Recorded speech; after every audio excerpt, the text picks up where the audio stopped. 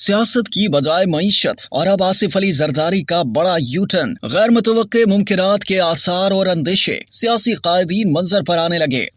सियासत की बजाय मईशत और अब आसिफ अली जरदारी का बड़ा यूटर्न, खामोशी तोड़ने के बाद कायदीन हिकमत अमली के नए बयानिए के साथ सामने आ रहे हैं। सियासी सतह पर तेजी से बदलते हुए वाकयात, गैर मुतवक्के मुमकिनात के आसार और अंदेशों के पेश नजर कदरे मुख्तसर खामोशी के बाद अब सियासी कायदीन भी हिकमत अमली के बदलते हुए बयानिए के साथ मंजर पर आ रहे हैं, जिसकी ताज़ा मिसाल पाकिस्तान पीपल्स पार्टी के शरीक चेयरमैन आसिफ अली जरदारी का हालिया बयान है, जिसमें उन्हें अचानक ही दराक हुआ है कि मुल्क चूंकि माशी बहरान से गुजर रहा है, इसलिए पहले मईशत की फिक्र करनी चाहिए, सियासत बाद में देखी जाएगी और मर्दमशुमारी के बाद नई हल्का बंदियां बाद में भी हो सकती हैं। सियासी हलकों में जहां इनके इस बयान को और खास तौर पर उसकी टाइमिंग को हैरत के साथ देखा गया है, इसे उनका यूटर्न भी करार दिया जा रहा है। वहीं खुद पाकिस्तान पीपल्स पार्टी के रहनुमाओं और कारकुनों के लिए क़यादत की जानिब से ये बयान इंतहाई तशवीश का बाइस बना है, क्योंकि सिर्फ एक दिन कबल पार्टी के चेयरमैन बिलावल भुट्टो जरदारी ने कराची में मीडिया ब्रीफिंग के दौरान इलेक्शन कमीशन को शदीद तनकीद का निशाना बनाते हुए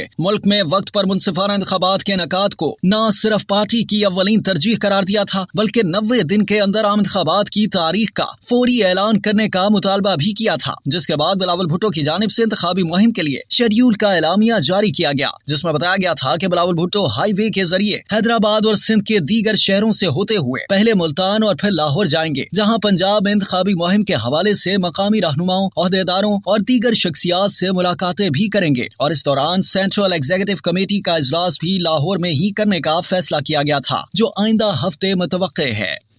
अब तक के लिए इतना ही। मजीद जानने के लिए सब्सक्राइब कीजिए डेली जंग यूट्यूब चैनल और लाइक कीजिए डेली जंग फेसबुक पेज।